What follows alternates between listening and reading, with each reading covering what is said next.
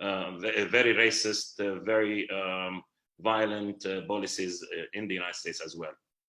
So I will start with, this is just an introduction, and we'll take it out if you have questions and comments, inshallah. Thank you. Thank you, Saed. Thank you very much. Professor Ilan, please go ahead.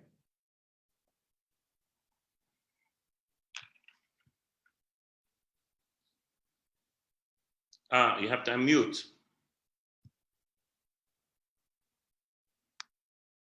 You have to activate your microphone, very dear Ilan. I found it. Okay. Good. Sorry, I'm an old dog. Difficult to teach old dogs new habits. Buenos días a todos.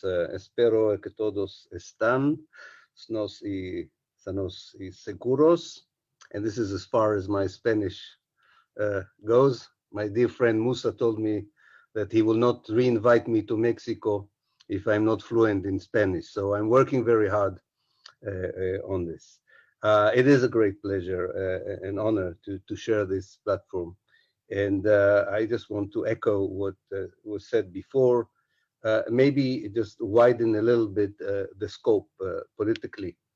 We are in a very dangerous juncture in the history of Palestine. Palestine has experienced dangerous junctures before. The worst one was, of course, 1948 during the Nakba. But I think we are facing a different kind of Nakba today, which is an assault, or in essence, is an assault led by Israel and the United States on Palestine and the Palestinian people. The very essence of the deal of the century, or rather should be called the steal of the century, is to depoliticize the Palestinian issue. This is a new tactic, and I think we should be aware of it, because it, in some quarters, in some circles, it has a chance of succeeding.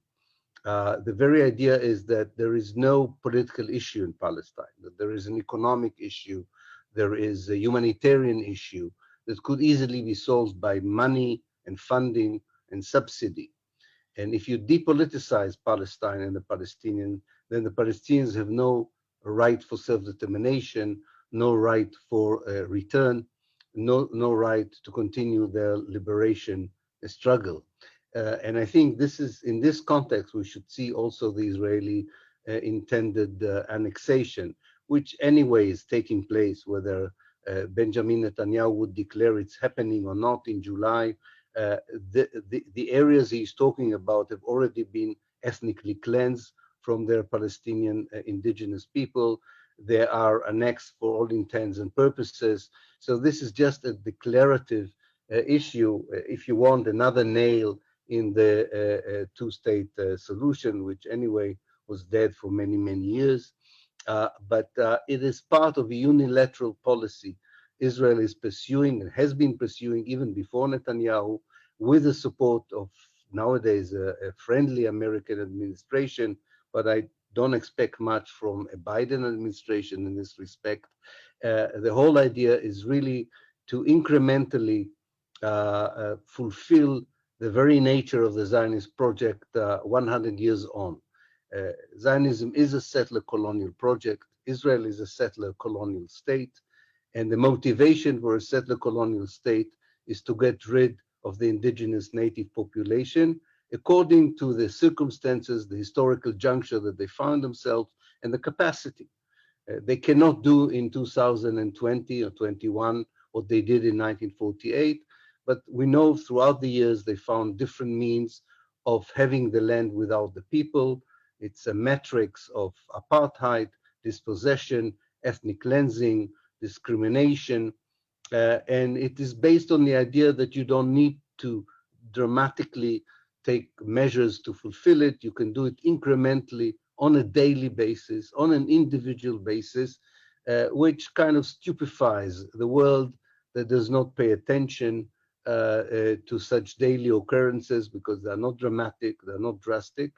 And I think that we have, and I hope we'll talk about it, we have a duty to alert the world that what happens today and tomorrow is part of a long history, longer than 100 years, of incremental crimes against humanity that Israel and before that the Zionist movement have perpetrated and continue to perpetrate against the Palestinian people.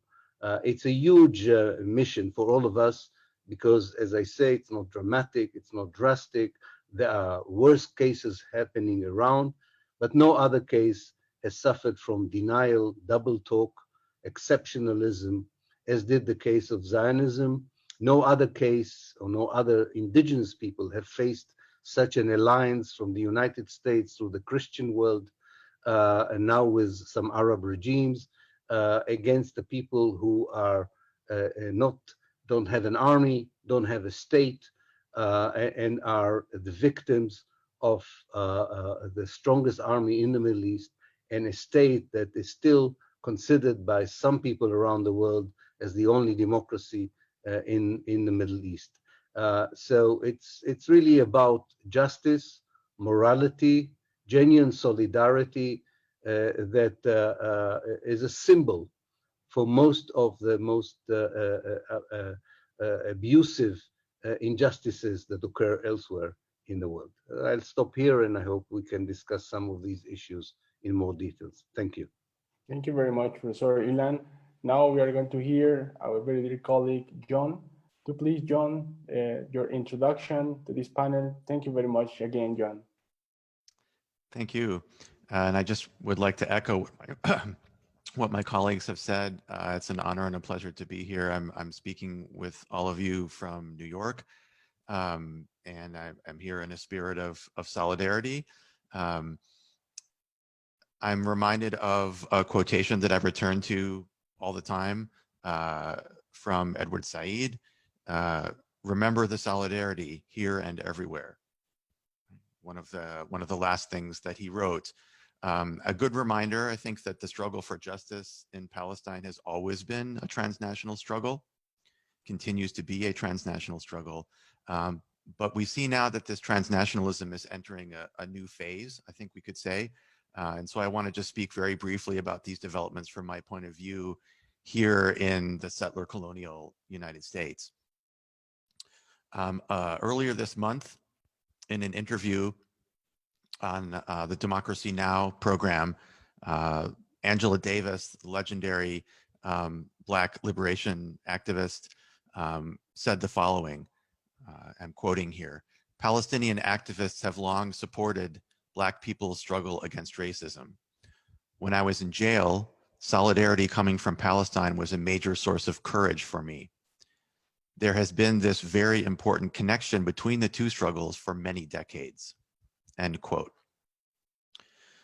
So what I want to highlight here is that settler colonialism, which Ilan just mentioned, is increasingly recognized by activists and scholars as a shared experience, as a shared structural logic that links Palestine and other places, that links Palestine with the US, with Canada, with Australia, with South Africa, and other places.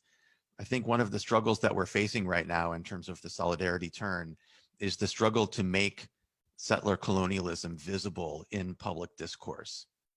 It has to be named. And the term itself, unfortunately, at least in the United States, is never used in establishment or corporate media coverage.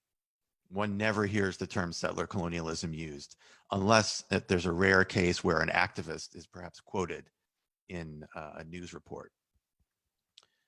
The recent protests against police violence and systemic racism demonstrate that we're making progress in two ways that I think are closely related to each other, and I'll just briefly mention those two. First of all, at the conceptual level, discussions that are happening among activists, grassroots activists, increasingly recognize that there's an organic relationship between settler colonialism and white supremacy, and that both of those things are transnational. So this is changing the way that activists themselves think about their own struggles and their own work. And the second way is more the material way. Right? The protests that we've been seeing have helped to spotlight the material connections between the Zionist project and the projects of settler colonialism and white supremacy elsewhere, especially in the U.S. So, for example, we see that in Israel's role in the training of police forces in the United States. This is what the group Jewish Voice for Peace calls the deadly exchange. This is it's a transnational circulation of knowledge, of weapons, of tactics, of modes of counterinsurgency, right? And if we put that all together, we see a kind of transnational operation of a kind of settler colonial death machine, right? So making those material connections visible is an important part of the struggle right now, so that people can understand and make those connections. Those linkages started to become more visible in 2014 with the Ferguson uprising after the police murder of Michael Brown. Black activists on the ground in Ferguson were in touch with Palestinians who shared advice on things like how to deal with tear gas, the same tear gas produced in the same places in the United States that is then used in Palestine and in Ferguson. So this revealed a common experience that's grounded in material structures, the production of tear gas, the merging of police violence with military occupation, and also the materiality of resistance, which we should always remember as well. More recently, the murder of George Floyd in Minneapolis was closely followed by the murder of Iyad al-Khalaq in Jerusalem, and this provided another reminder of these connections. The calls that we're seeing now to defund the police in the US and to defund Israel through BDS, boycott, divestment, and sanctions, those simultaneous calls for defunding represent how these material connections are now at the center of the struggle for justice. So what I'm seeing here is a convergence of anti-colonial paradigms with anti-racist paradigms and abolitionist paradigms.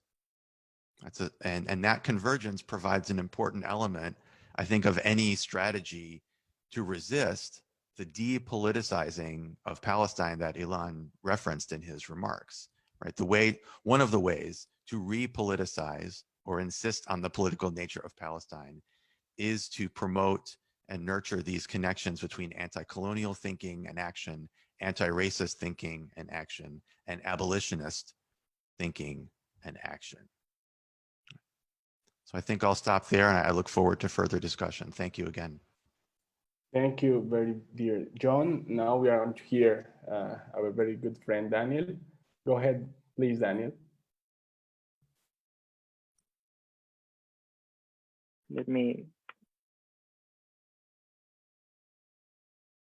There we go. Thank you very much, Musa, and all our audience for being here with us today.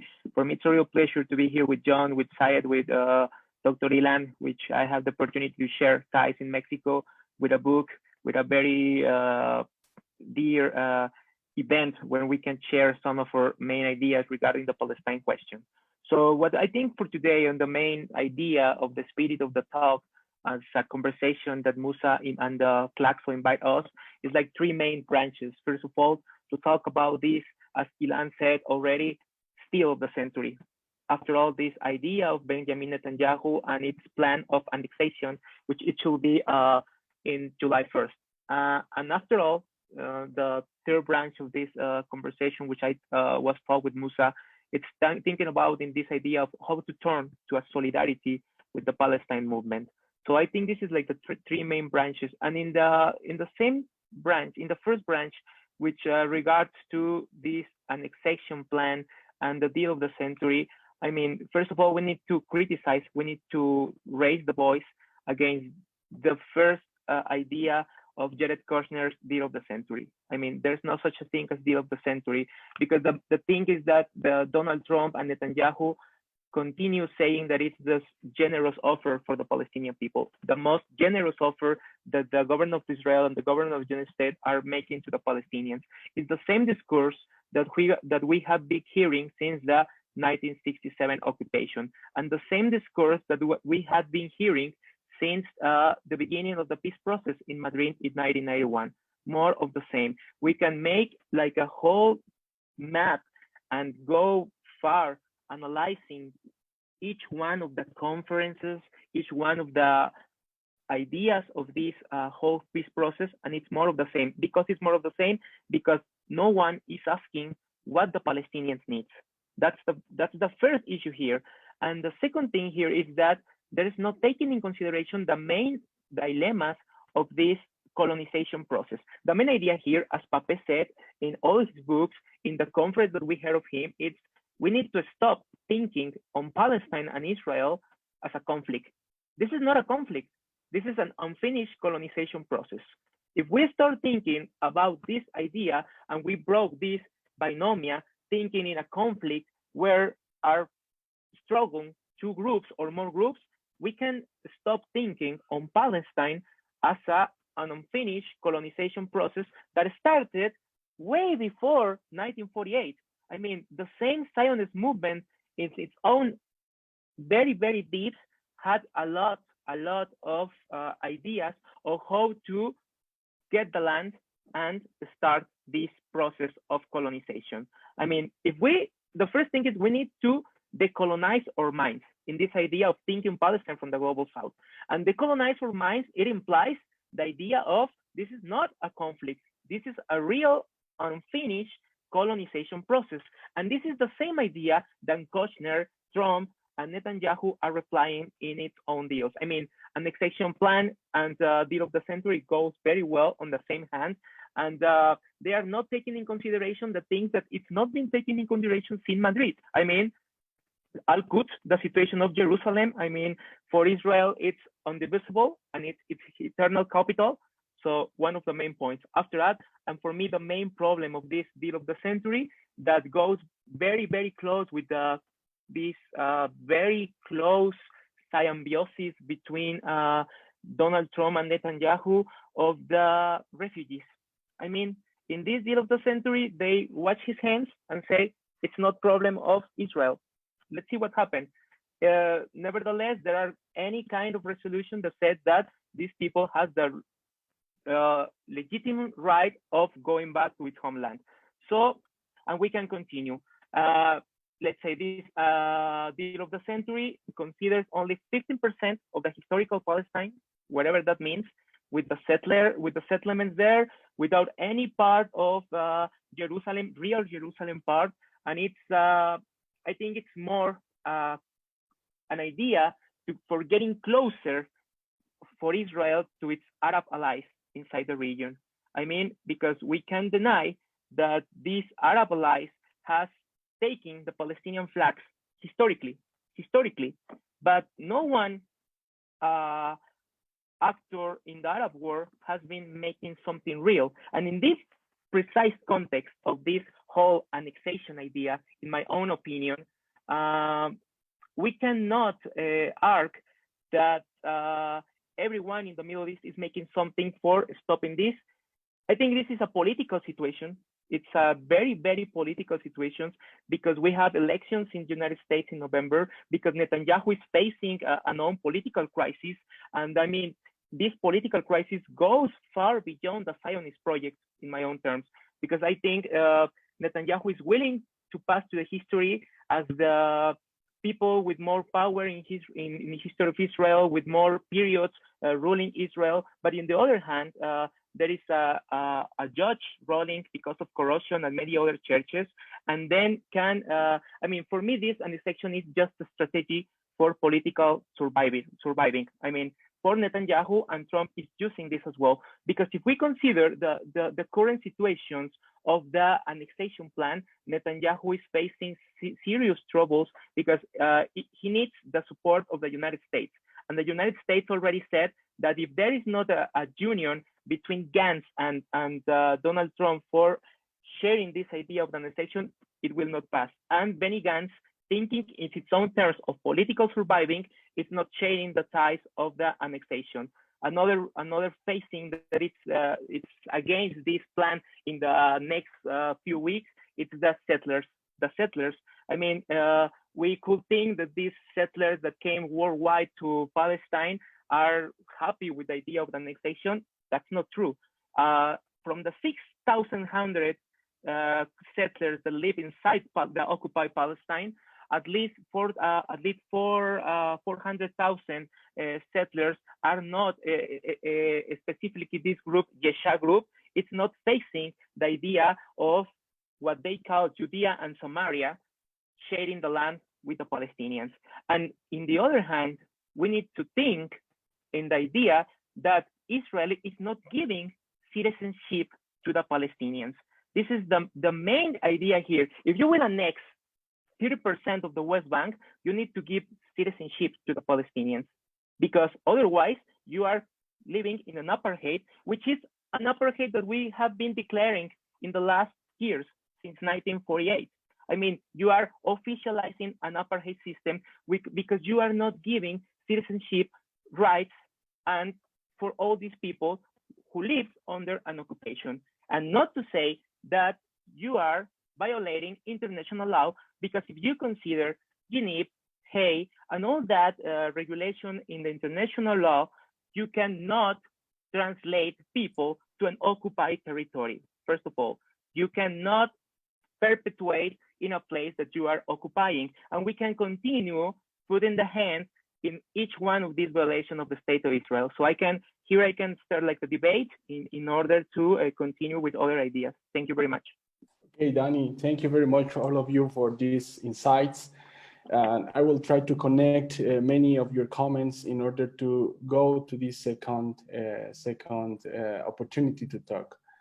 Ilan said that maybe Israel is trying to depoliticize the Palestinian issue, but according to Daniel, Netanyahu's administration, just like Trump administration, uses this topic to political purposes.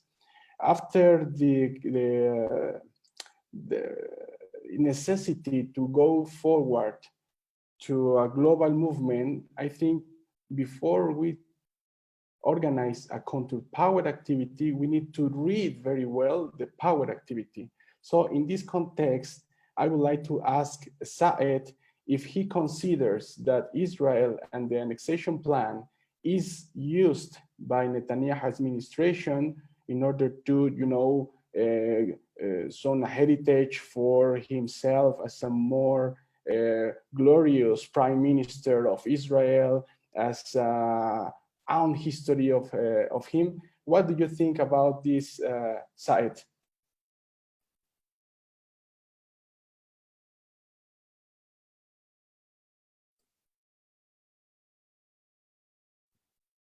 Okay, can you hear me now? Yes. Okay, Palestinians have to be heard. Okay, inshallah. First of all, I believe that the word annexation in itself is a misnomer. It's basically is used, as Daniel said, politically, but all of Palestine is occupied. So what does that mean, annexation? You are occupying all the land territory of Palestine in its historical or British mandatory boundaries. So the word annexation is basically a misnomer, is misleading. And that's why when we talk about the context, that all of Palestine is colonized, all of the Palestinians is under an apartheid system. And actually what we're seeing is a culmination of the Oslo peace process. The Oslo process is the deal of the century, was the deal of the century. And what we're seeing is basically the culmination of that peace process without peace. So it was basically the biggest bribe in history, I always said. I believe that the Palestinian leadership made a mistake by continuing to be in such a process when it was futile and it didn't bring about anything for 25 years. And many of us who were very critical at many junctures who said that this has to stop. We are participating in such a process. We are misleading the world in believing that there is a peace process. Europe and the United States were talking about peace, but have done nothing to stop Israel from sabotaging the imaginary two-state solution. The two-state solution was not there actually to begin. Israel started with 100 settlements at the beginning of Oslo. By the end by the year 2000, they had 200 settlements. And now, after a quarter of a century, we have 700,000 settlers, 200,000 of which almost in East Jerusalem. So basically, when we talk about annexation, I believe it's is misleading, completely misleading. Now, going back to the issue of solidarity and how we need to, first of all, the first step in solidarity is people to understand the real context. As Ilan said, if we don't understand the context and what Israel colonial bloc is all about, we're going to support the Palestinians in the wrong way. A lot of people say we support the two-state solution, and they have been saying this for 20 years, and just lip service. So basically, the first thing in solidarity, we have to tell the world this is a colonial situation. We need to now go back and try to deconstruct Zionism as the leading force of this whole colonial project, which is a racist settler colonial state movement that needs to be constructed. If we believe in equality, we believe in justice, we believe in equal rights, as you said, and freedom. This is what we need to focus on. And again, going back to what John said about making the connections, especially with the United States. When when he said Ferguson, Palestine, I was just taking a note. We were thinking the same. We invited Angela Davis here. Angela Davis was in Nablus, and we made connections with Professor Rabab Abdelhadi. If you remember, I think Danielle was with us. And with George Floyd, when he was choked, we see this every day. And we've been saying that we cannot breathe since 1948. So to make the connections about the racism that's happening around the world, especially in the United States, and what's happening here. I believe the last thing I would like to say about the annexation and the land swap, which is the structural, as you said, we try to focus about the structural problems of the process. When they were talking about land swaps, in the Oslo process, land swaps means the staying of the big settlement blocks like Ariel and Rosh Etzion and Ma'ali Adrimin. So they're still there. Where they're going to go with them? So basically, when they were talking about land swaps, that means the settlement blocks will remain. They're not going anywhere. So anyway, again, I would like to say that we need to go back to the basics. I believe in a deconstructing Zionism, and the ultimate goal would be a one secular democratic state for everybody. Now, as the time passes, we are actually not only sabotaging the two-state solution, which was non-existent to start, but also we are sabotaging the prospects of real peace, of real coexistence based on equality, because of the continuation of the human rights violations and the killing. Yesterday we had 2,500 settlers coming inside Nablus. A lot of people got injured. Yesterday they killed Ahmad Ariqat on, he was going to pick up his sister for a wedding. They, trigger happy, they just killed him. It's a disaster, as they killed Iyad al-Hallaq, and the killing on a daily basis. So basically, we need to go back to the basics and simplify and not camouflage the conflict. And I really totally agree with Ilan and John and Danielle about not to camouflage the conflict. We need to speak in very clear terms what solidarity means and what the outcome of ending apartheid means, in order for people to visualize and make comparative examples, like in South Africa, like in the United States, because we share the same humanity, we share the same respect for human rights. Ilan, please, what do you consider about these comments by Saed? We have also something that Daniel was talking about before the panel, which is the emergency of another generation of Palestinians. In this new generation is connected with another new generation of young activists around the world. My students themselves, the students of Saed, the young students, your students, what does this mean in terms of political activism? Do we have to forget the state paradigm in order to move to rights paradigm, the human rights paradigm? What do you think, very dear Ilan? Yes, thank you. It's a very, very, very good point. Let me say a few things about it. First of all, uh, I, I don't know how many people know this, but I'm sure many do. But the Palestinian society, and I include in this people who are in the homeland, in the refugee camps, and exilic communities, is one of the youngest societies in the world. And the voice of the younger generation is not being heard enough because the political leadership is not giving them enough space to share with us their vision for the future and their aspirations. But in this age of internet, of interconnectivity, I think we are aware that among the young Palestinians, there is a much more support for the one democratic state than the two-state solution. There is less adherence to all political affiliations. There is kind of a rejection of the disunity and the discord and a wish for a united Palestinian position.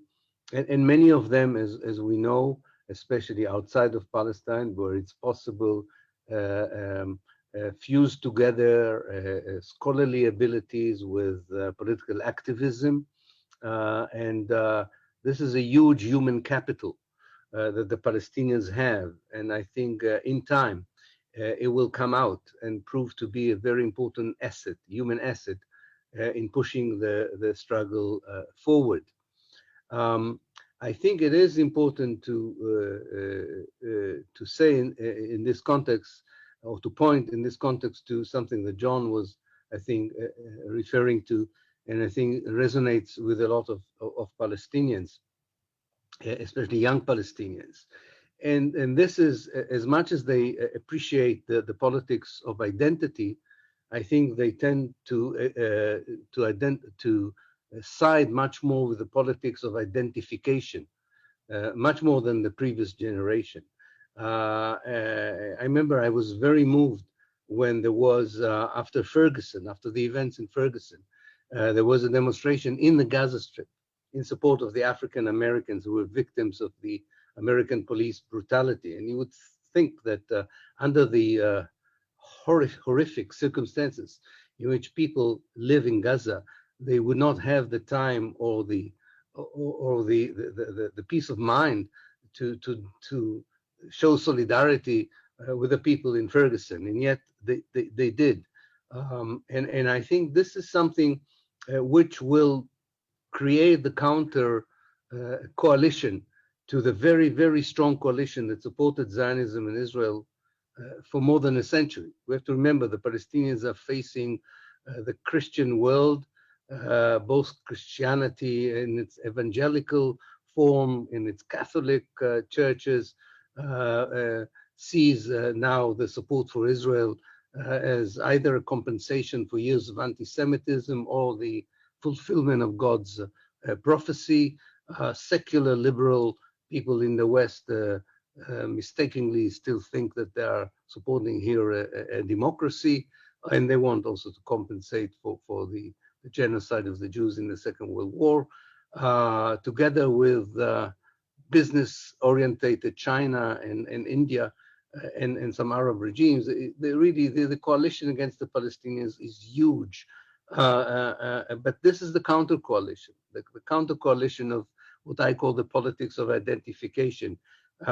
Black life matters, Palestinian life matters, Aboriginal lives matters, the immigrants' life in Europe matters, the life seekers from Africa matter. And I think that this is something we all have to change our disc, because in the 70s, we all were part of this anti-colonialist solidarity movement, you know, from Latin America to Africa. But these days are over. The days of the Kalashnikov and Che Guevara with his cigar are not the days of the 21st century. This is not what's going to defeat Zionism. What is going to defeat Zionism is exactly the young generation, not only the Palestinian young generation.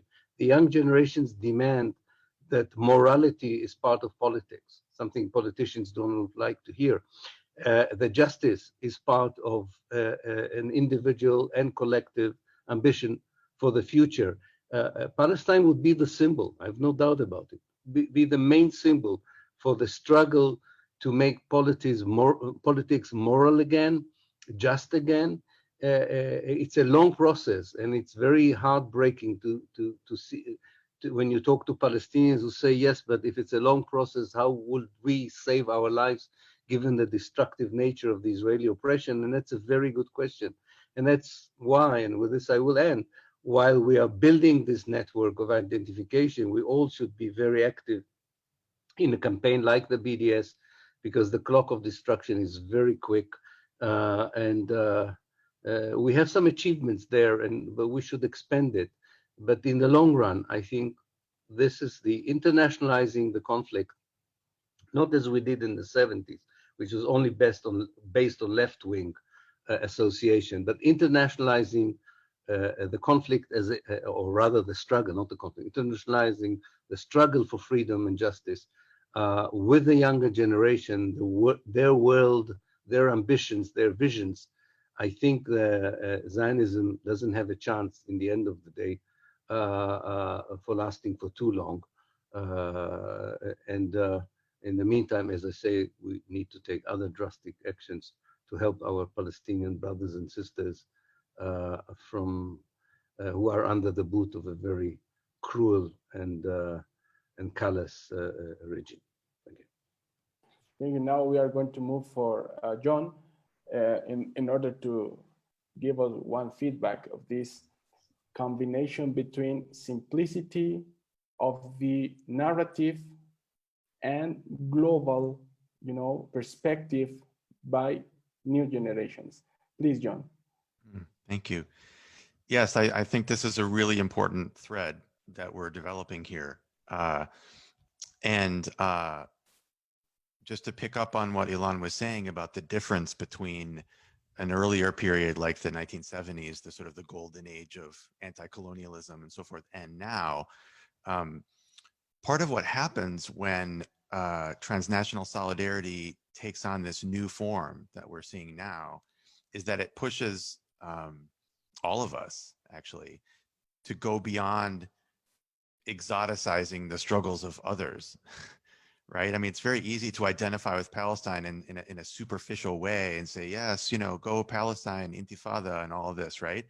But once you begin to recognize that, for example, once someone in the United States recognizes that Palestine is a site of settler colonialism, then one has a responsibility to recognize that settler colonialism is also happening here.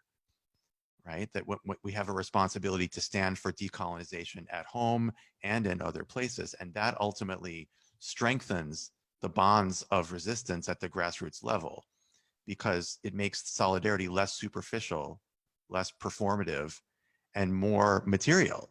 It's about real material commitments to sovereignty, to decolonization, right? To the defunding of oppressive structures and so forth. And I think this is why and we all know that the Israeli state has identified BDS as a strategic threat, but it also helps explain why even the idea of Black Lives Matter or anti-racism would now be viewed as a strategic threat by the state of Israel, because they understand that these bonds of solidarity at the grassroots level are becoming stronger, and they're becoming more grounded in real questions of material structures and sort of the kinds of liberation that are then needed in light of that.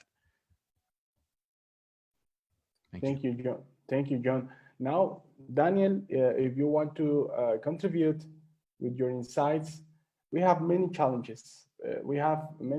Because I understand the fact that we have to work with simplicity when we talk about Palestine, because we are not requesting something extraordinary. Is the only thing that we are talking about is rights and equal rights. And every people around the world with dignity must to know that rights is the most elemental issue that any human being must to have in any part of the world.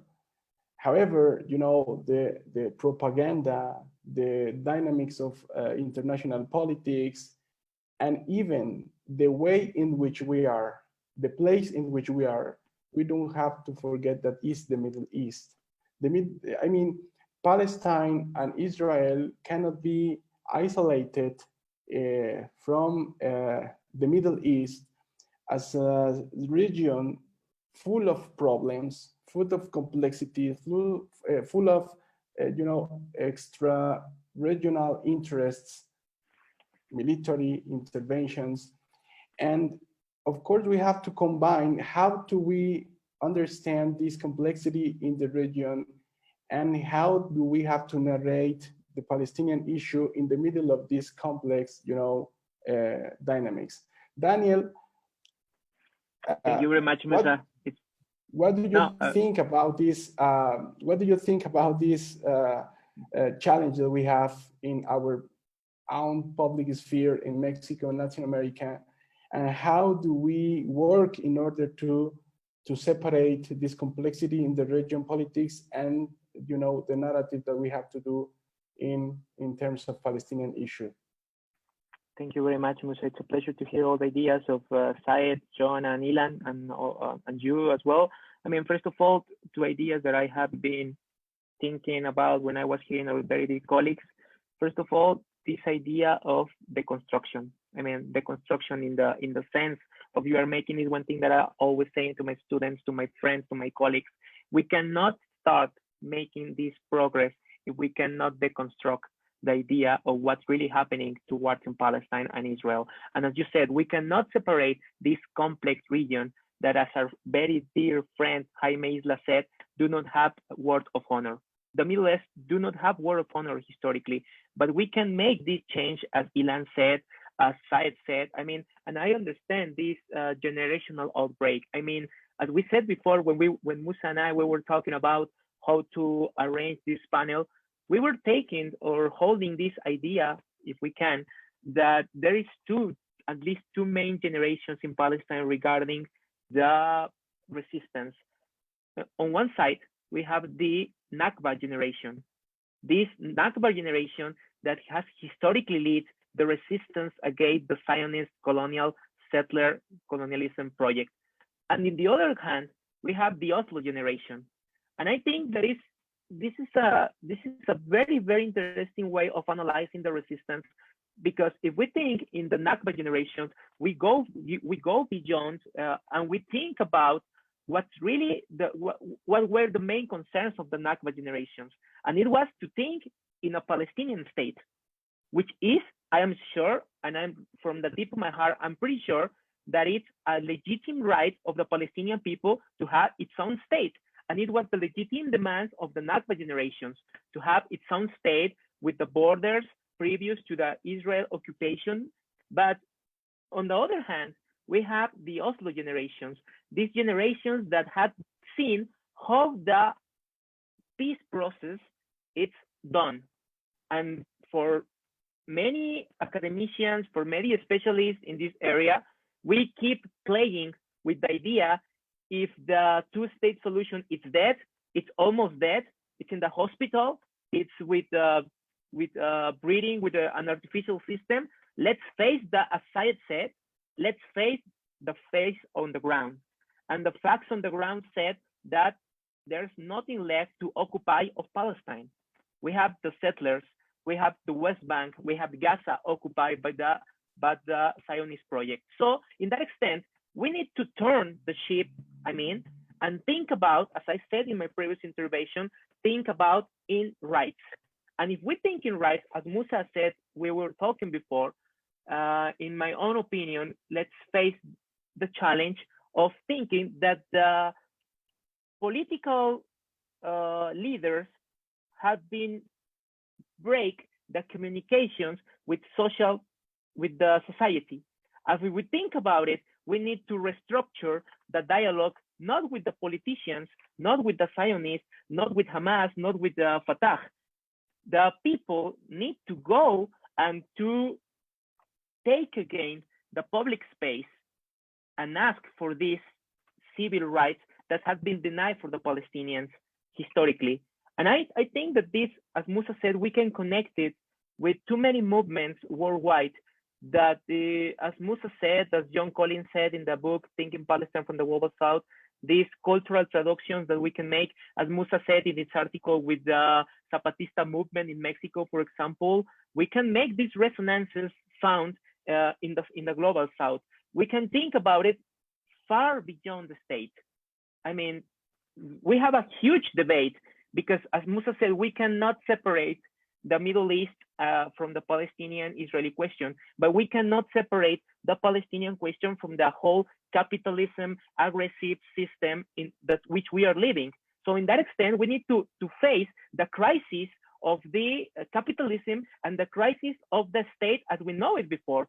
So in this idea, we cannot ask for the generation of Oslo to think about in the state that we're thinking in the Nakba generation, in my own opinion. I mean, this Oslo generation goes more with the idea, I mean, not this romantic propaganda of saving Palestine and Intifada. No, we need to connect these ideas of the young people with ideas like what's happening with the Kurdistan, with the Confederation, Democratic Confederalism. What we need to connect it with what's happening in Rojava, for example, in Syria, and face that we are challenging this crisis of the state and the capitalism as well. And in this context, we can make some changes. But the first thing that we need to understand here is the real situation that is living our Palestinian people facing this colonial project that started in 1948 and previously, because for me, the Palestinian question didn't start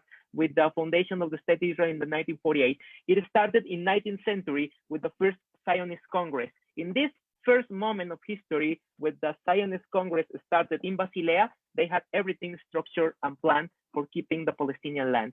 So I think I can stop here and go far in further interventions. Thank you, Musa and colleagues. Let me go back to John in order to put together all of your comments. When we think about this necessity to connect, and even the reality is that we are connecting, even in the Middle East with many movements in the so-called Arab Spring, and now, right now, in many places around the world.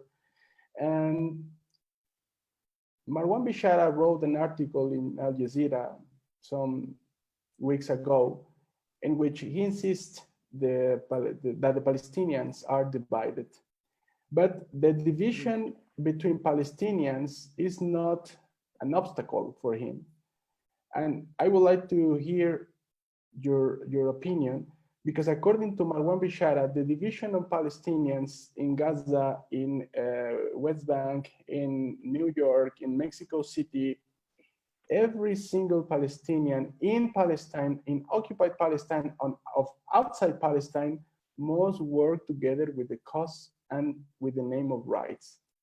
And if every one of us do our work, do our job, can be enough to connect, the Palestinian issue, the cultural issue, the necessity of rights issue, to go forward against this colonial structure.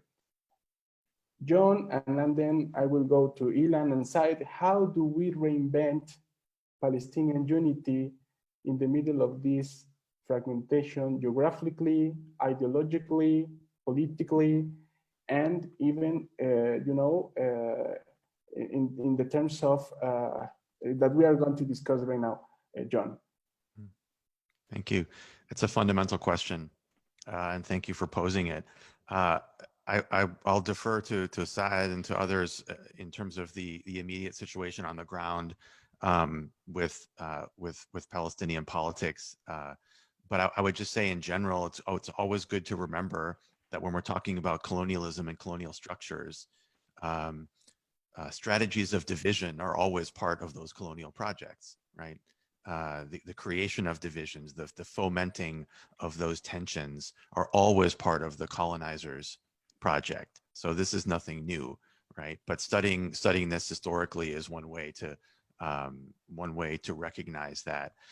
Beyond that, I think we go right back to the point that Saed made at the very beginning of our discussion today about the indivisibility of justice. the indivisibility of struggles. That's a fundamental principle that has to be articulated clearly, right, prior to other things, right? And that's why I'm glad you said that at the beginning, Saed. I think the other point I would make here, just very briefly, is that activist work on the ground involving the kinds of material issues that I mentioned before, whether it's people being murdered by the police, or whether it's mass incarceration, or whether it's the global trade in weapons that are killing people around the world, right? Activist work that deals with those issues on a material level has I think a greater potential to break through those kinds of divisions, because it helps us understand that if we want to dismantle something like a capitalist system or a system of white supremacy, that it may actually require the liberation of Palestine, right? That liberating Palestine may be essential to those larger struggles that many people in many places are committed to, right? So I think that's, for me, it's always about, creating possibilities for new kinds of pressure from below, right? To create new realities, right? I mean, the Zionist movement is famous for that idea of sort of creating facts, right? Creating facts on the ground. But people on the ground themselves who are resisting can also create new facts and new realities. I think that's part of what we're beginning to see around us right now. Saed, please, Saed, feedback to what is hearing from John. Saed, you are mute. Palestinian all the time. Okay, dear friends. Actually, I would like to address the issue of the division in the Palestinian national movement and so on and so forth, and how to move forward. Actually, I would like to say, courageous enough to make a suggestion to the whole Palestinian national movement. I wrote an article in 2018, and I can put you the link to it. And it's called مقترح لبرنامج وطني جامع الحركة الوطنية الفلسطينية. It's a suggestion for a unified national program for the Palestinian national movement. And actually, it has been relevant then, and it's becoming more and more relevant. And it has 9 points. 9 points that would like to bring the whole Palestinian national movement out of this imbase, or out of this not diagnosing the situation right. Okay, and the issue that this is a colonial situation, and we need to decolonize the situation, because we spent 25 years in Oslo process, and you know what? So they're going to do? They're going to keep us in a process. They want us, the whole issue of this annexation thing and fighting this annexation, and if just we can stop the annexation. Now, as I was talking to you, there is a demonstration in the Jordan Valley, only focusing on this annexation issue, as if the issue that not all of Palestine is colonized and there is no apartheid system and so on and so forth. So basically, we need to fight on the very clear struggle, meaning struggle. I have 5 points I would like to say.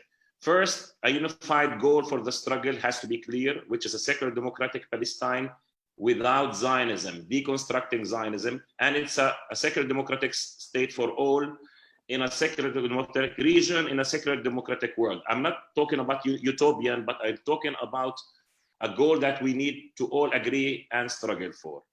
Then I say that we need to spread awareness about, of course, Israeli violations, and continue the lobbying to pressure Israel to stop these human rights violations, and to continue with like strategies or tactics like BDS, whether academic or also boycotting Israeli products and so on and so forth. And finally, to continue supporting the Palestinian society under occupation in order not to collapse. You know, now we have, for example, they keep us in a perpetual crisis. For example, now we have we don't have salaries, right? They want to keep us on the edge all the time, so we don't focus our efforts to fight the colonial project. Now we have COVID, we have now and now we don't have salaries for the people. So basically, so people only can worry about feeding themselves and their children, you know, on the verge, always on the verge. And that's what I say. I would like also to translate this program and send it to you in English and put it also in I've been meaning to do so, but also send it to you, the link in Arabic. I think it's very relevant, and it kind of like make a synopsis of all the ideas we talked about, yani, hopefully, inshallah. Thank you, John. Thank you very much, Saed. We are going to go for Ilan, if he wants to give us a feedback of these comments by John, by Saed, and Daniel. Even if you want to comment something about this challenge of unity, but consider, Ilan, the opportunity to feedback this program by side of, is it an issue for just for Palestinians? I mean, the global society can contribute with this program of unity of Palestinians, or just is an issue for Palestinians? Ilan. Yeah, thank you. Yeah, a very crucial point. First of all, I think the meaning of solidarity is that you don't tell people what they should do, you ask them what they need from you. And I think anyone involved in the solidarity movement should not strive to represent the Palestinians or to substitute the actual representation of the Palestinians. I think that should be very clear. Secondly, it is very disturbing, no doubt, to see that on the one hand, there is a fundamental shift in the global civil society's position on Palestine, which creates a rare historical moment for changing maybe even positions of governments, political elites, and mainstream media. And one of the reasons we are unable to do it is the lack of unity on the Palestinian side, and the fact that all the bodies that officially represent the Palestinians are still hanging on religiously to the idea of a two-state solution. Now, how far can one from the outside interfere or intervene is a very good question, but I think it's really up to the Palestinians, and nobody can do it for them, and nobody should try to do it for them. But I think it is important for people to read Saed's program, to comment on this from the outside, to share the logic of it, to accept the background for it, and talk about it. This is not interference in the decision-making of the Palestinian people. It's just extrapolating on ideas that are coming from Palestine. The BDS movement was a very good example of how the international society succeeded in moving forward with solidarity without waiting for a new united Palestinian leadership to tell us what is their vision for the liberation of Palestine in the 21st century. I think we all should be part of a campaign that dialogues or has a dialogue with people who are part of the leadership, are part of the political structure, the existing political structure, and try to see whether we can be involved in this conversation that indicates clearly that the two-state solution is dead, that there is a need for a Palestinian leadership, not in the sense of leaders, but leadership as guidance, Palestinian guidance for all of us, to show us what do they mean by the liberation of Palestine in the 21st century. It's very important also for the millions of Jews who live in Israel to know what the Palestinian vision for the future is. They may not like that vision, and I don't care if they don't like. They don't need to stay here, but there needs to be a clear vision. One of the powerful things the ANC did, that it had a clear vision for the white minority in South Africa, telling them exactly how post-apartheid South Africa would look. And some of them didn't like it, and they left. Others were understood eventually that it is much better than even the situation when they had all the privileges and all the power. So that's what we need. But as I say, it's only very depressing to see that at the moment where there is a potential, there is not yet a united, authentic democratic leadership. But I'm optimistic, as I said before, about the younger generation. I don't think the younger generation is, and with this I would finish, I think the younger generation is much less fragmented, much less disunited in its vision. Maybe because, or a little bit because of the internet, because you have to remember that before the internet, the Palestinians were so fragmented physically that it was very difficult to meet. And I myself experienced meetings in the early 70s between Palestinians from inside and Palestinians from the outside, and there was still a lot of misunderstanding and so on. I think today it's the information flows, and younger people in Haifa and younger people and young people in refugee camps in Lebanon and Syria, or in Amsterdam or Chicago, talk all the time with each other, and they have a vision. They have a vision. What they don't have yet is representation in politics, but I think this will come as well.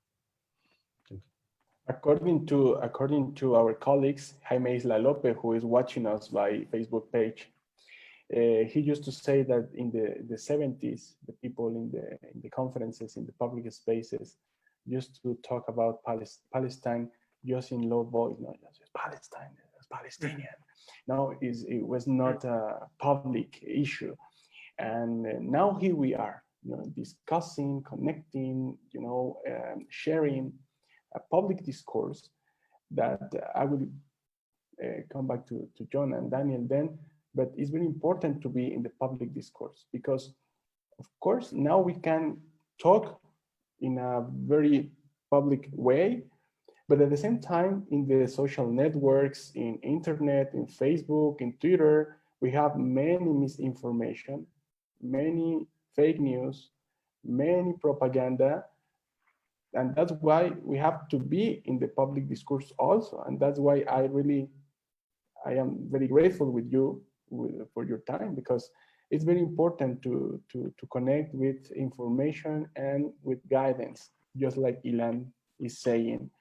And I will go to Daniel in order to ask him what not to do, Daniel.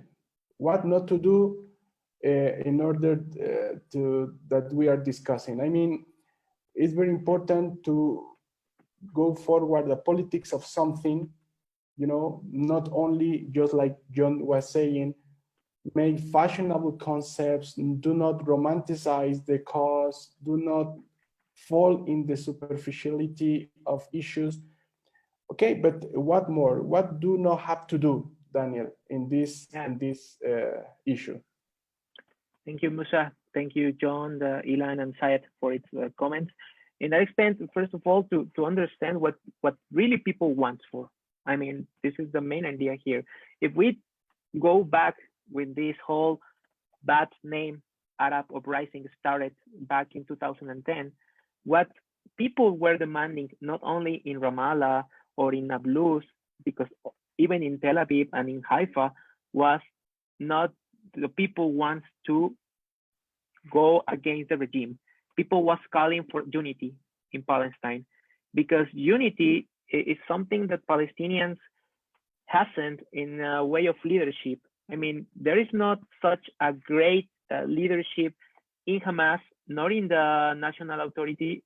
So what's happening here is that more than a project of nations, that can share the whole Palestinians are two political parties seeking its own super living. I mean, Hamas wants to stay in power, the National Authority wants to stay in power, and there is not such as leaders, as we said. There's no Nasser, there's no Arafat. I mean, we have not this strong leadership now, and what we're really facing here is what Hamas and Fatah they're facing its own dilemmas in ways of how to survive in a very complex political arena.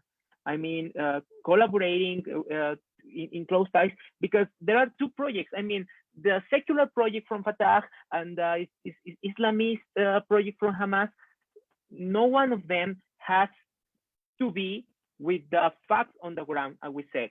So going back to the main question that Musa asked me, so what not to do, it's not to think that the Palestinian questions will be solved thinking in a political solution. I think we cannot think that the Palestine question will be solved because Hamas will deal something with Israel, or because the National Authority will deal something with or they will make this arrangement that we had seen since 2005 with this national reconciliation process and this jail document that we made, and Cairo and Mecca. I mean, there is not such a thing as Palestinian reconciliation, because as we said, the United States and Israel in all these new plans, what they are doing is just to keep dividing, and they will not take in consideration what Hamas said, nor what the Palestinian Authority said. So what we need to say, as you said, Moi, it's to demand, it's to criticize. As we said, and in the spirit of this talk that we are talking here with these very big colleagues, I think that the very value of this, it's that we have the value in such this world of being here denouncing, because there's still some places in the world, even in the so-called first world, that academicians cannot demand Israel. Even here in Mexico, we know the power of the Zionist movement. If we can sometimes publish an article because it's called propaganda instead. If we are silenced in our own opinion because it's everything thinking in this idea of if we demand or we criticize the social situation in Palestine and the colonial project of Israel, there's still some voices claiming us as anti-Semitism. And this cannot be happen no more. I mean, this generation of the internet, of the fake news, but as Ilan said, it's a generation that it's more connected and it's more possible to know what's really happening in the world.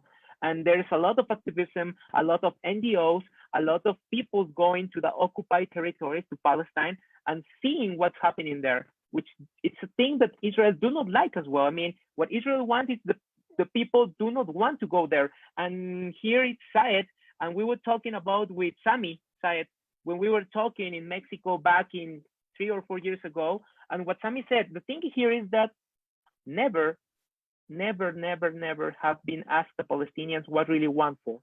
That's a real situation. And we cannot be expecting that National Authority or Hamas will solve the question. I mean, the public space should be taken. People should be get a more conscious about what's going on in Palestine. But I think this division as well, as you said, we cannot romanticize the cause. I mean, because of course we are facing the main dilemma here, as you said, which is a colonial project which occupies the whole land and quits the rights for the Palestinians. But the other side, we have this break against the two main Palestinian movements with its own agendas, with its own strategics, with its own politics, and it has not to be with the people outside who's willing to get some rights, who's willing to fight against COVID, who's willing to get a good education system, who's willing to go to pray to Al-Quds, who's willing to have a better quality of life. This has nothing to do with Hamas or with Fatah. It has to be with civil rights that need to be guaranteed to the people. And it takes me to the idea of Saed, and it will be great to read its article, because it's something that we need to think about it. I mean, if we are here to deconstruct that these all things that we are talking about, Israel and Palestine, we need to start deconstructing the idea that it will come a political situation and solution for the Palestine question. I mean, I think this will not happen, and we need to face it, the facts on the ground, as Saed said, and think about a secular democratic state inside Palestine. As Raya Halwani said, as Virginia Tilly said, as many authors have been mentioned. I mean, Saed said it's not an utopia, but we need to start thinking about because of the face on the ground. And one thing where we should face it is that as well, in the same moment that we break this impasse of this Palestinian not unity, I mean, in that extent, it's helping Israel to continue perpetualizing the conflict and helping itself to keep with this politics and deal of the century and annexation as a political propaganda. But what's really happening here, as Saed said very well, it's nothing but a perpetuation of conflict because an annexation or not annexation, the whole Palestine is occupied. So what we have right now, according to what Daniel is saying, is a multiple strategies across the world in which every single Palestinian and every single friend of a Palestinian are doing their job. Marwan Bishara calls this tactical decentralization means political mobilization. Palestinians in Gaza may want to retain their deterrence capabilities to defend against another Israeli military assault. The people in Jerusalem may want to strengthen their city as a Palestinian character.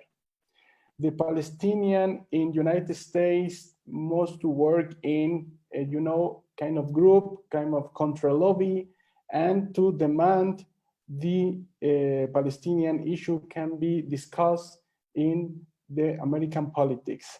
The Palestinians in Jordan may want to work with Jordanians to block Israeli attempt to make their country an alternative Palestinian state. I mean, myself, you, Daniel, even John and every one of us must to work inside our very own trenches to, contain every single colonial Zionist tactic to control the narrative of this issue.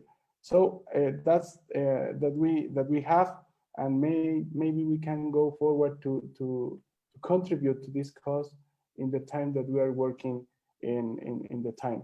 So we are closing to finish, and we have many questions to my inbox. So I just like to ask you some final reflections, some final insights in order to maintain open this discussion and to give a message to this Latin American audience in order to keep forward to this discussion, to be added to what will happen in the next July with this annexation plan. But the most important, how can we give a message to Latin American audience in order to mean how to the play that we roll in this global mobilization and in global movement with Palestinian. I don't know who wants to begin. Maybe John, we can start with you, and then Saed, and then Ilan, and then Daniel, please. Thank you. Yes, and thanks to all of you for a wonderful discussion today, and of course, most of all, thank you to Moises for putting it together. I think one of the lessons here has to be that whatever has changed and whatever continues to change, the importance of international solidarity has not changed, right? So if I, speaking to an audience in Latin America, right, international solidarity matters. It has always mattered, and it continues to matter. The conditions within which that we are practicing that solidarity are changing, of course, because of all sorts of factors. I'll just give a brief example. When I was a university student in the United States, at my university, you literally could not even use the word Palestine. It was not even allowed to use that word, right? And if you did, there were consequences. Okay. a few years ago, some students at that university, that same university, occupied the office of the president of the university and demanded that the university divest from Israel. Okay, so there's signs of progress, right, in terms of young activism and so forth.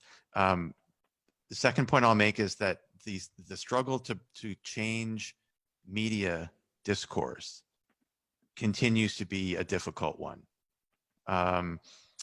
Angela Davis, who's been referenced several times in our discussion today, I did a study last year looking at National Public Radio, which is one of the most influential establishment media outlets in the United States.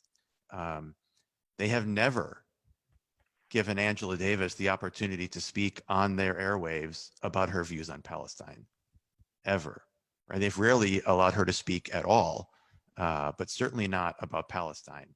Okay, so there's a lot more work to be done there, and that's part of what I'm working on right now, is trying to identify the failures of the media system and also the opportunities for bringing in the question of settler colonialism into media discourse. The last thing I'll say is, goes back to the question of what not to do. I would say don't be manipulated into any strategy or discourse that decenters the voices of Palestinians on the ground, right? I mean, everybody here has been saying in one way or another that real solidarity has to begin with listening and has to put that listening at the center. That's the strength of BDS, right? BDS is a response, right, to a call from Palestinians themselves. So those who are trying to prevent decolonization will do everything in their power to distract attention from what Palestinians themselves are saying. They will do everything in their power to distract attention from the fundamental questions of rights and sovereignty. And so our job is to not fall for that. Our job is to insist on the centering of the voices of Palestinians themselves, because it's their liberation that's at stake here. Thank you. Exactly. I agree with you. That's why I want to hear again, Saed. If he always keep your voice heard. Another, you are mute. That's Please, it. You are mute, Saed. Please. All right. Can you hear me? Yeah. I know that my voice is so very loud and very strong. Sometimes I enter a building and people hear me from the 5th floor. I said, man, I know that you already entered the building. Okay, I would like to say something that living under colonialism and living under occupation and apartheid is not an abstract thing. This is a lived experience and a very traumatizing experience and a very dehumanizing experience, but also an experience that lets you want to preserve your humanity and preserve your ideals and morality, as Ilan Pappe said. We cannot lose our morality and our values.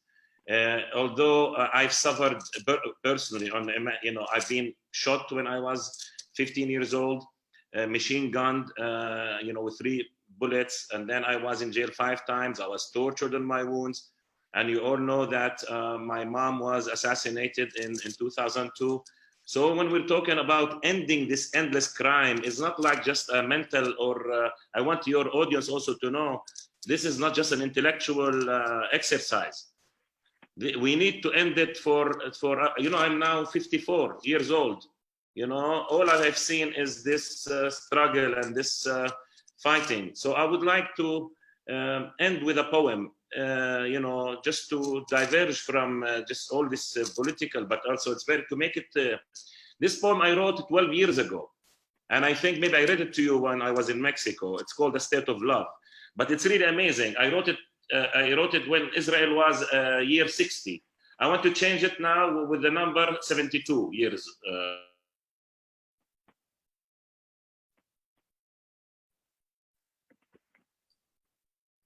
No, we lost the communication. Maybe I would like to. We lost Saed. Yes, I tried to reconnect Saed, and in the time maybe we can go for Ilan insights and final remarks, and I will try to. Okay, we are going to have. You're back, Saed. Saed is back. Can you hear me? Yes, Yeah, please, we Saed. lost you, but you're back. All right, my dear. It's called a state of love. One state, two states, or no state. Zionism, what a fate. They caught debate and continued the hate. Can they keep this rate of ethnic cleansing? Israel, the Jewish state, 72 years too late. In the Middle East, the only democracy. What a hypocrisy. Can they see our blood filling the Jordan River, a wound oozing forever? A state of love, the only solution. Yes, we say to spiritual cleansing. No, we say to ethnic cleansing. All in and no one out. At the top of my lungs, I shall shout. Refugees must come back. A just society with no doubt. One state, no hate, a state of love, blessed from above. The children dance, happy in a trance. This is our last chance. That's what I've been saying, and I will keep saying it. Thank you very much, very dear Saed. Very beautiful and strong at the same time. And thank you for sharing. It came to my memories when you recite this poem in the room in the Faculty of Political and Social Sciences at my university. It was the first time that we met you, and we also every day we are very grateful for your thoughts, for your feelings in this poem and your insight, because you talk from your heart, but you also are a geographer. Yes. So you combine heart and land, and it's beautiful. It's beautiful and strong side. Thank you very much. So we are going to hear Ilan, final remarks, and then we are going to Danny. Please, Ilan. Yeah, thank you again for inviting me. It was a great pleasure to be part of this excellent panel. I think it's very important for people in South America, in Central America, to help us change the global constellation with regard to Palestine. If we are looking at the dominant influence on Palestine and the Palestinians, it comes from the West, from Europe, and from the United States. And the impact has been destructive, negative, and there's very little hope from that angle in the near future that something of a more constructive and more moral, positive policy would emerge. And we're looking towards Southeast Asia, South America, other parts of the world, really to expand the solidarity movement and work with the civil society to influence political elites and governments to change their positions towards Israel and Palestine.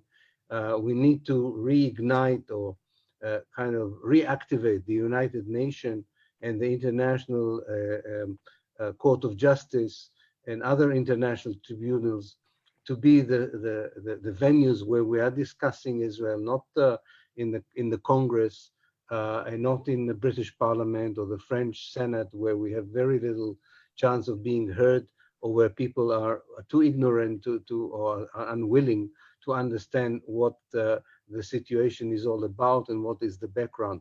So we need the venues of international gatherings, and people from all over the continent have a presence in these international venues. So I hope we will hear more. I'm very happy that I know that after I made a trip to some countries, there was a lot of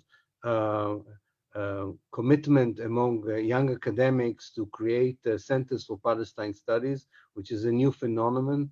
There's one in Colombia, there's now one in Brazil and Argentina.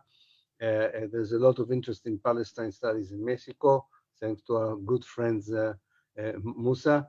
And I think this is very important, this kind of mixture of activism and scholarly work, so that people would be knowledgeable, not just morally commitment, and with that help us to struggle against the fabrication, the propaganda, the misinformation that sustains and provides Israel immunity for its impunity on the ground. And I think it would be great if this kind of international network of identification, as I called it, would come into life in the next few years, because I think it really can provide the umbrella for the counter deal for the bad steal of the century that we are facing now. Thank you very much.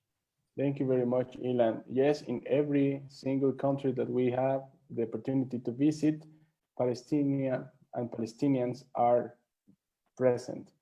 In every school, in every university, is an existence and presence of the Palestinian cause is amazing, and this is a very huge difference between the past and the present of the causes.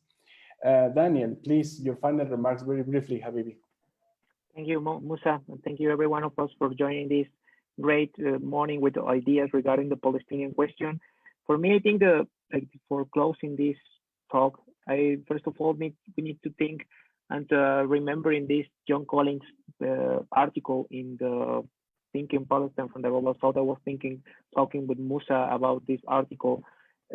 I mean, John, you said about three main things that has been support that Palestine is more global now.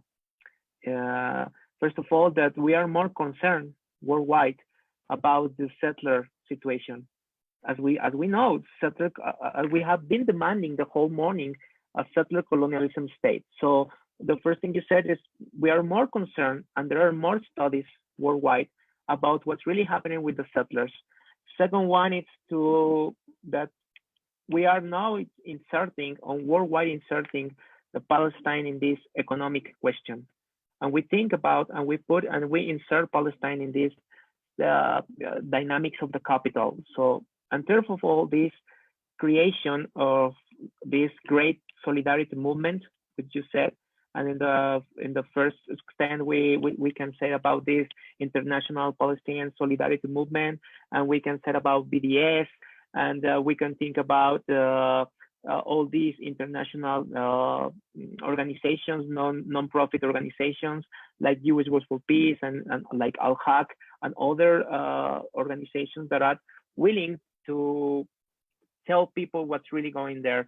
As my final remarks, what I can say is that we are facing a non-precedent situation here. And I said non-precedent situation because with this current phenomena of the annexation plan, whether it happens or not, and this thing of deal of the century, and we go back, we think about what really will happen in November in the United States, which is very possible that Donald Trump stays there. It's a real possibility. But even if Trump do not stay there and Joe and Biden get there, things will not change, as has not changed in the last years for Palestinians, because there is not a will for the United States nor Israel to change the facts on the ground. So what we need to start thinking here is that, in its idea, it's what I said, it's a non-precedent situation right now. It's because we are facing maybe the definitely end of this two-state solution for me. I mean, it's varied already. I mean, for me, there's no face on the ground for a two-state solution.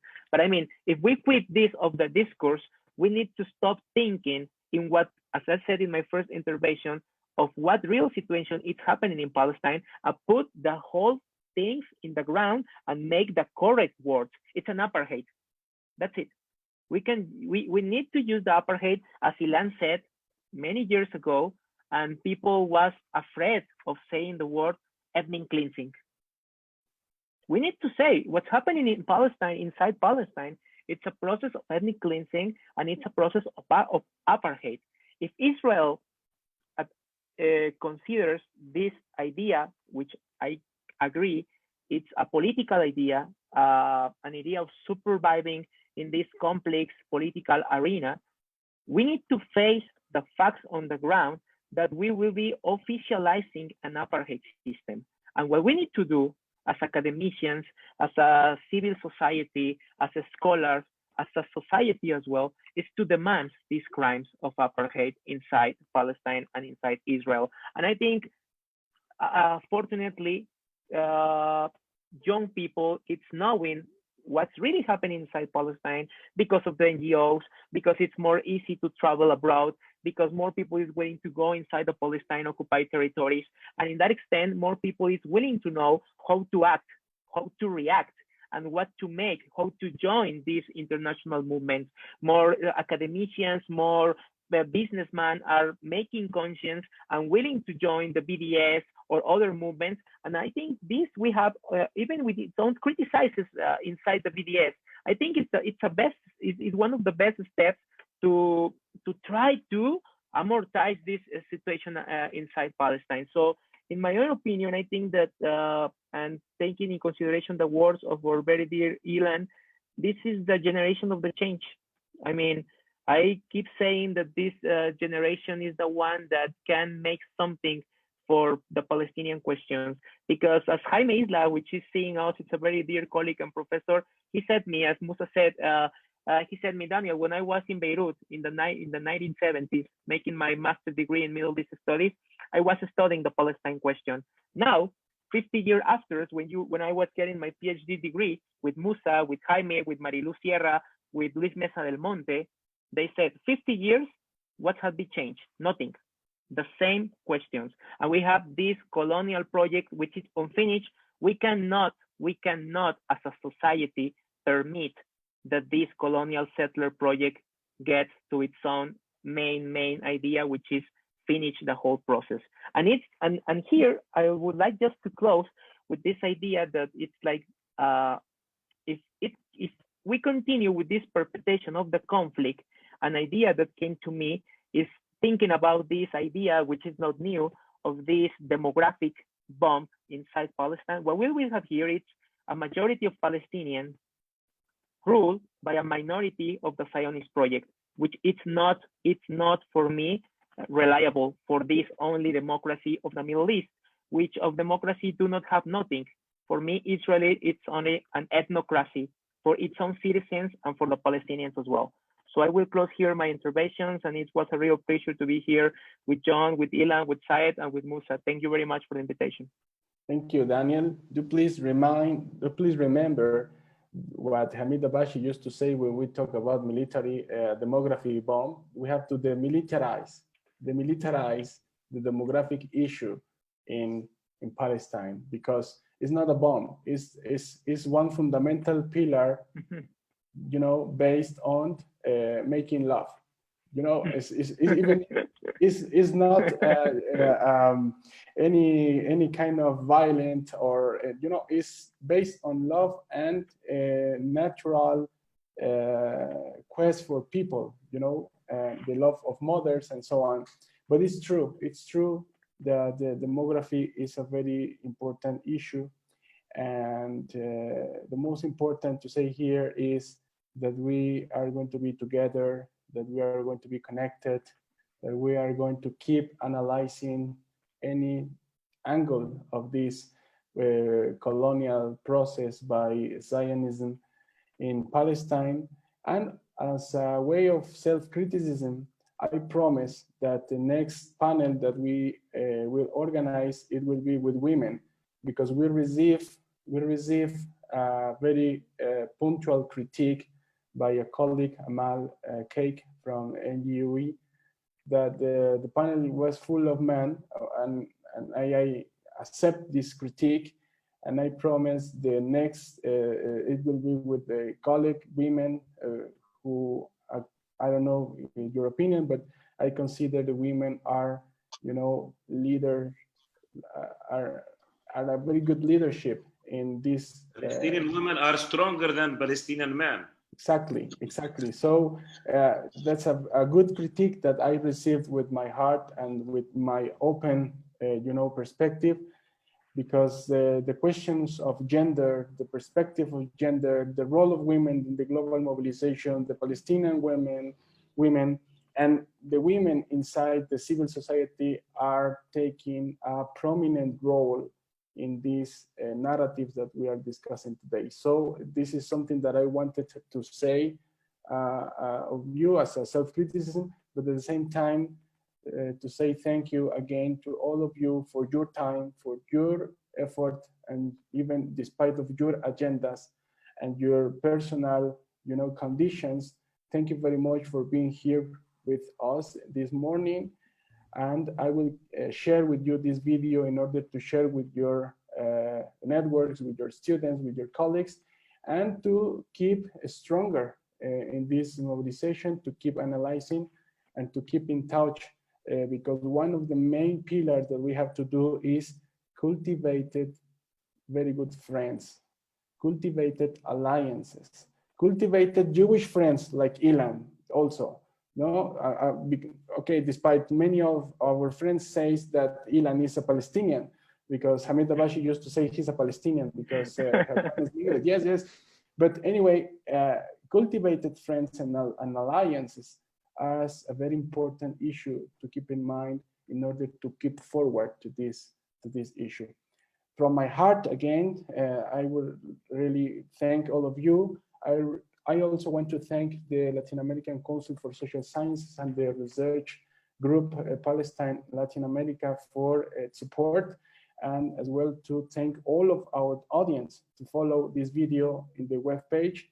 Thank you very much to everything, and keep in touch, please, and keep safe despite of this virus, COVID and Zionist. Thank you very much. Muchas gracias. Shukran. Thank you, everyone. Shukran. Inshallah, we'll see you soon. Inshallah, in a free Palestine and a free world. Inshallah, Saed. Inshallah, Habibi. Shukran jazilan. Hasta la próxima. Brothers and sisters. Assalamu alaikum. Alaikum salam, ya Alaikum Habibi. salam, Habibi. Shukran. Ma salama, shukran. Ma salam.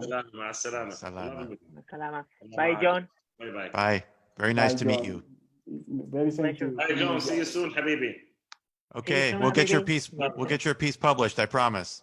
Inshallah, I will translate and send it to you. Okay. Wonderful.